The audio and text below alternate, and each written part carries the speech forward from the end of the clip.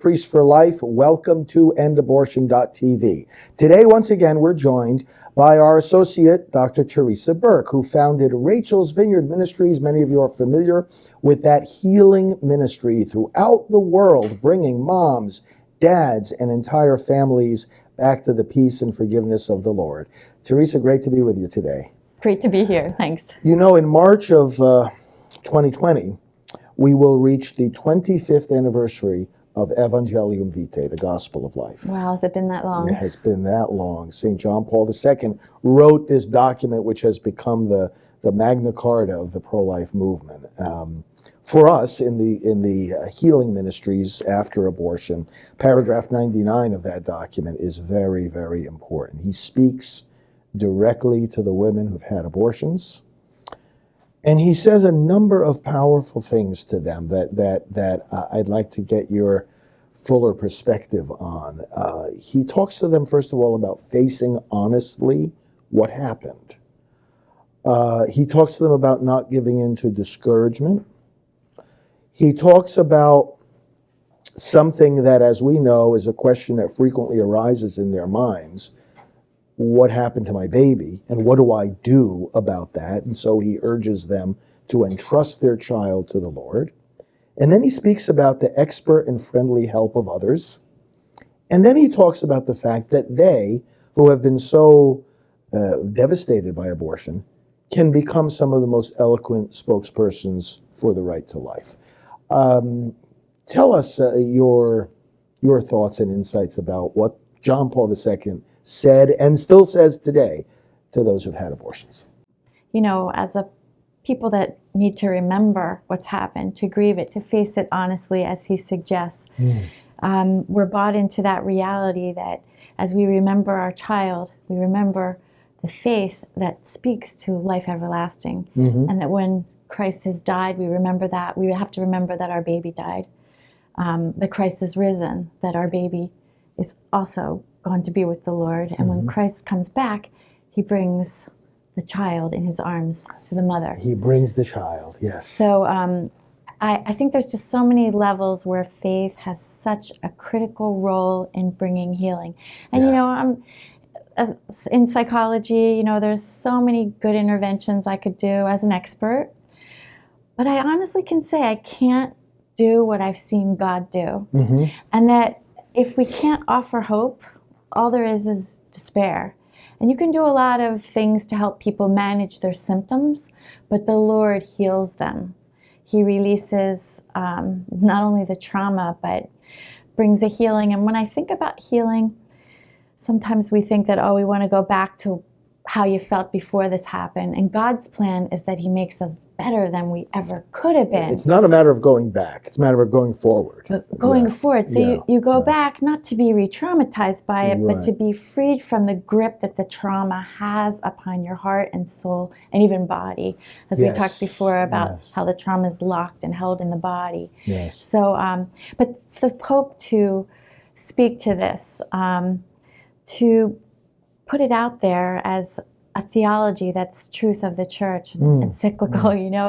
Powerful, yes. It really gives it the weight and the merit that this isn't just something we do and we say to make ourselves feel better. It's the gospel, the gospel of life, and that we're invited to live that life in its fullness. Jesus came that we might have life and have it to the full. That means he came so that we could be released, so that we could be better.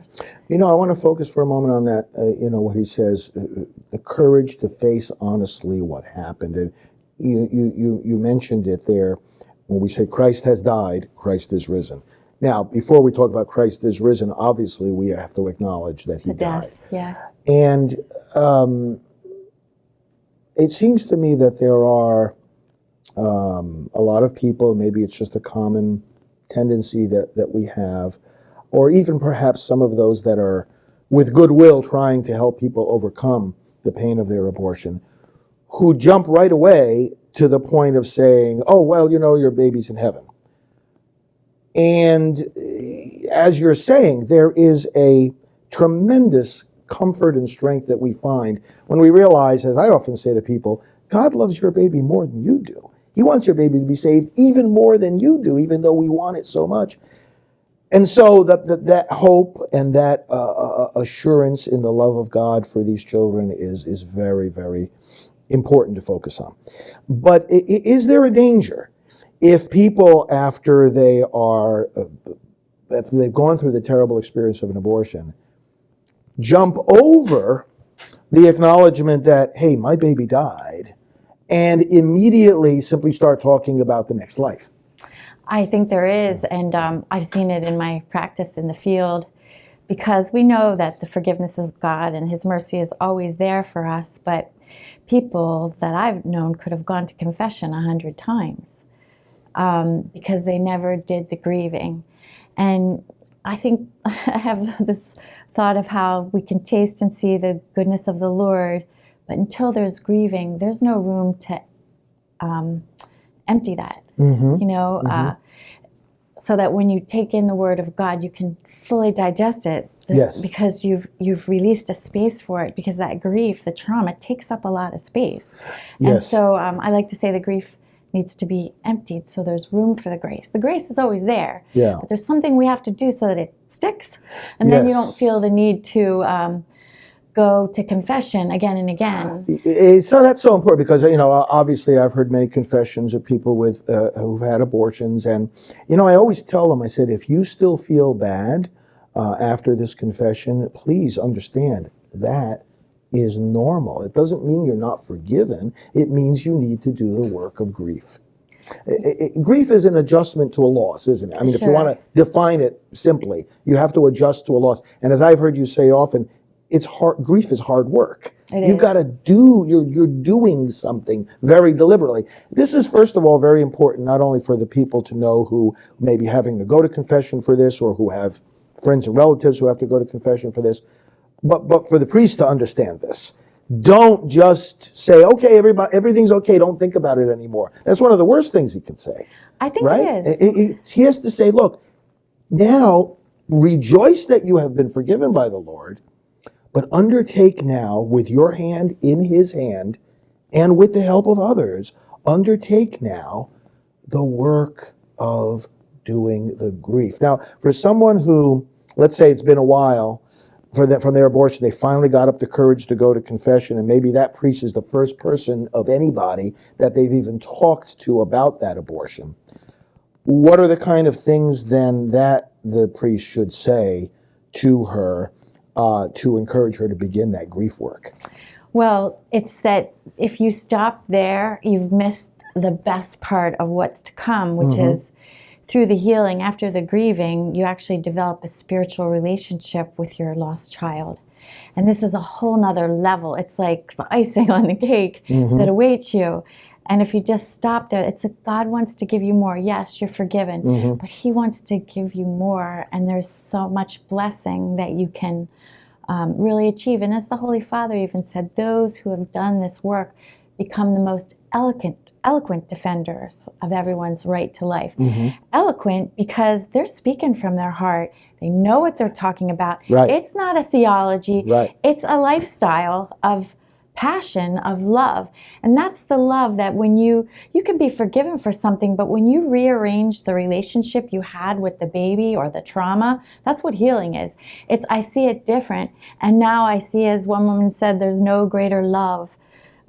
She wrote a memorial square quilt, and she felt she heard her child say, there's no greater love than to give up one's life for one's mom, which means the child's life has brought her to Christ. It's because of the gift of that child. And one of the exercises we do on Rachel's Vineyard is reflect on the meaning of your child's life. Yes. Which is such a different experience because all the focus is on their death. Right. But their life did something. It changed something for the world and for that mother. Right. And in the brokenness, in the grieving, you come to find meaning. What was the meaning of that child's life? And then when the meaning comes back as such a blessing, it's like you just feel gratitude that nothing is definitively lost. Yes. Not only is the child still alive in the Lord, but that a gift has been given to them in their faith because of who God is, bringing life out of death. Yes. And that's a mystery that I don't think we just look at all the destruction, the darkness, culture of death, But in the culture of death, there's no greater field for evangelization than in this issue and all the other issues that are destroying life. Because if we really work through that process, that's the treasure, the pearl of great price that you're going to find. And it's the gift of the grieving, even though it's so painful, but you end up on the other side of it, which means that you're able to transform it into something not only with great meaning, but great value. It would never replace the joy and love that any mother or father would want to have life with their child, but God gives us something else, and he also gives us the gift of his son. So there's that ongoing relationship with the child. And the fullness of life in his son. In his son. Yeah. We'll delve more into this. So if you're just joining us, we're talking with Dr. Theresa Burke, founder of Rachel's Vineyard, part of our Priests for Life team. And I'm Father Frank Pavone of Priests for Life. Theresa, some of the other elements of the grief work that still has to be done after a mother will confess an abortion, and not just the mother, obviously the father may be making the confession, because, and we can get into that more, a man can commit the sin of abortion, can't have the procedure of abortion in his body, but he can commit the sin in his soul by consenting to it, and sometimes being the one who actually pressures it or forces it. So he too is going to grieve, is going to have to do this work of grieving. But let's look at some of the other elements, because again, she makes her confession and it's a mistake for either her or the priest to think, okay, everything's done. No, it's just the beginning. For example, I'm thinking of the anger issues. You know, as she comes to realize more and more, you know what I just did? I ended the life of my own child. Aren't there going to be a lot of anger issues she's going to have to work out? What are the conflicts there now that have developed in her relationship with the baby's father, maybe in her relationship with her own parents, who may have either pushed her to have the abortion or may just have given the impression that they would be distant, and so maybe she didn't even tell them. And so there's going to be a fear and apprehension of them coming to know about this. Anger toward the abortionist or the clinic staff, or who knows how they treated her.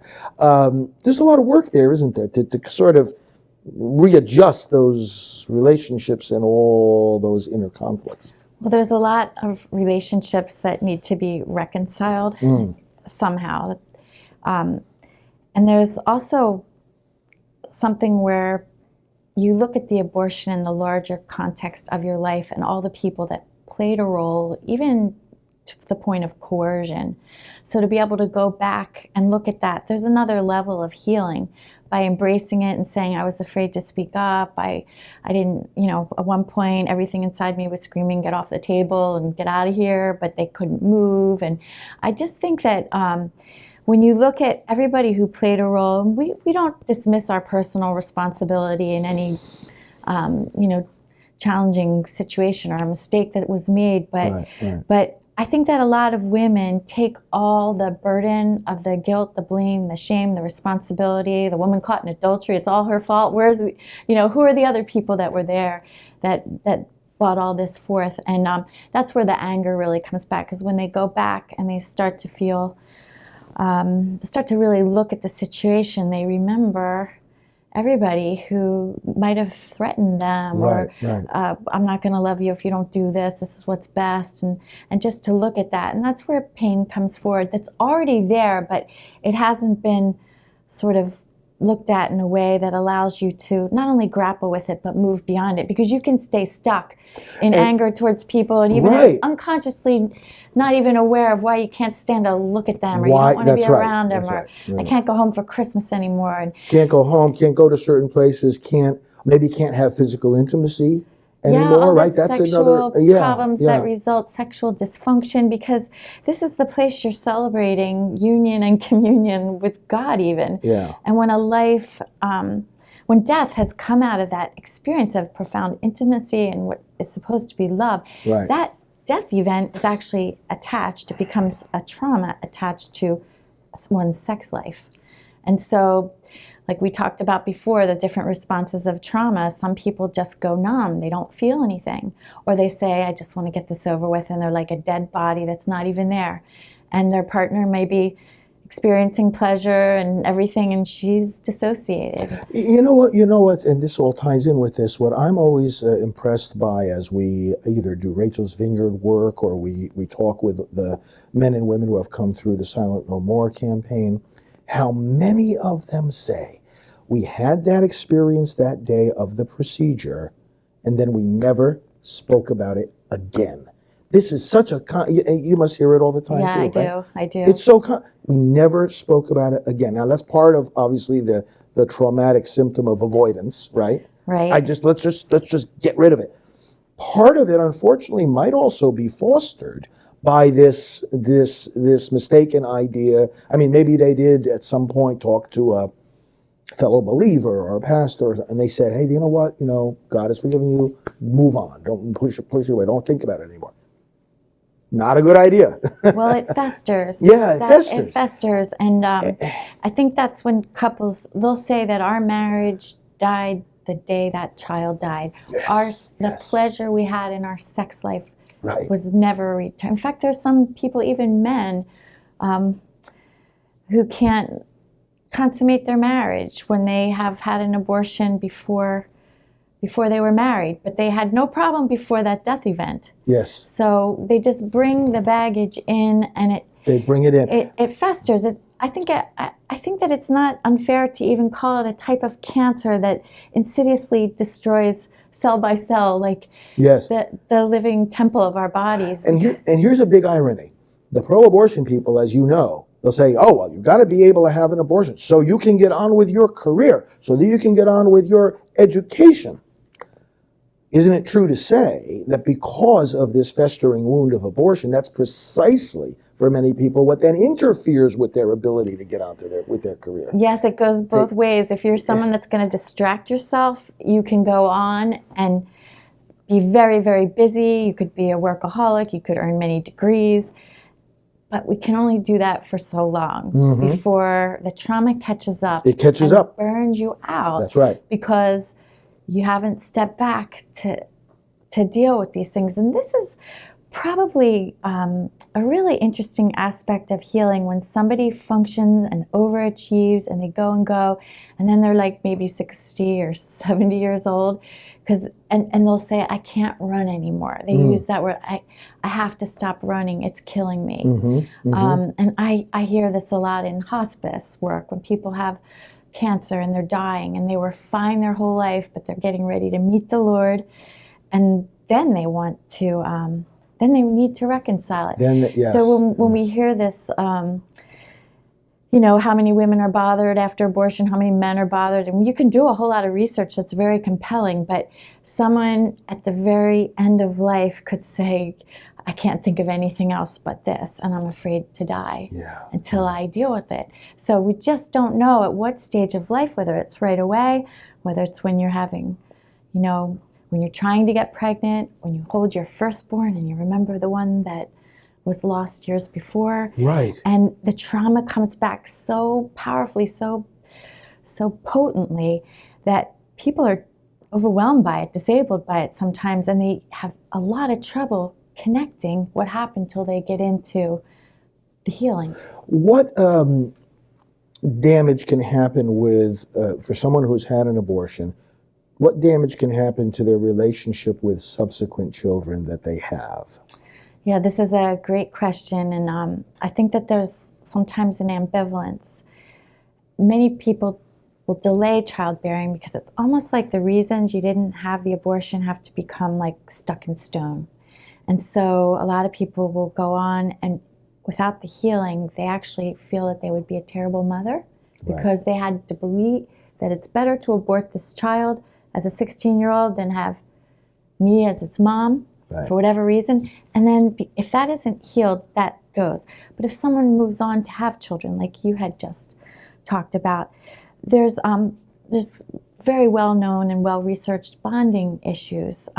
Sometimes the baby itself is a trigger to the past loss. Right. So in the avoidant response, moms want to step back from the baby. They'd rather put the baby in daycare immediately and go off and get a degree, you know, or I'm going to go back to work because there's something true. We have many, many stories of this. I've witnessed them on every retreat, this ambivalence, you know, like wanting motherhood and being afraid of it, feeling that at the core they're a bad mom. I had patients who couldn't breastfeed their babies. They felt they would poison their child. This is serious. Yeah. A lot of postpartum depressions can ensue. Right. And the first time they see the ultrasound, which is normally such a great, fun, exciting thing, and the whole family's going to get called to hear what the sex is, it's traumatic because they see a very small baby that might even be less along than the women. Than when they had the abortion, yeah. And it's really traumatic. So, and now we have these incredible ultrasounds that show way more detail than the old days. So it's traumatic. And, you know, as a woman, this should be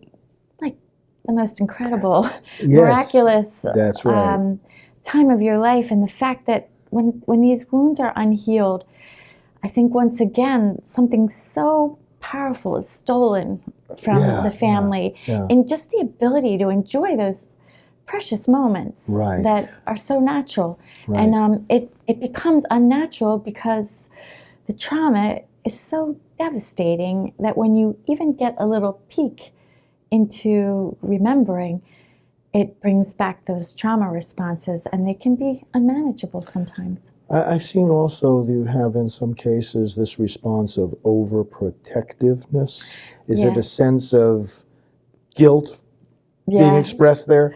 We have to be careful when we talk about the symptoms because somebody might have this one and another this one. That's right. Then there's other mothers that not only are they going to have their baby, they might have 10 more.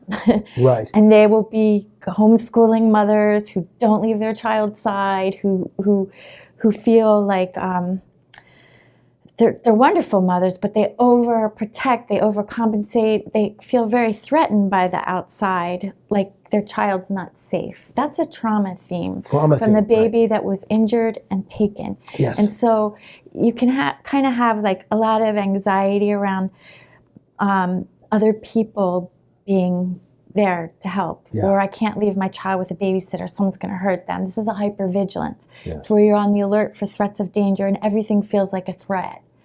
And, you know, it's true that there are a lot of threats in the culture and in life, so I acknowledge that. But I'm talking like on a psychological level, even on a spiritual level, the ability to trust can be shattered in even these levels, like where my baby's not safe with my mother, especially if the grandmom is the one who wanted to have an abortion. Wow. Well, we're talking with Dr. Theresa Burke. There's a lot more to explore here, friends. Let's take a little break, and we will be right back.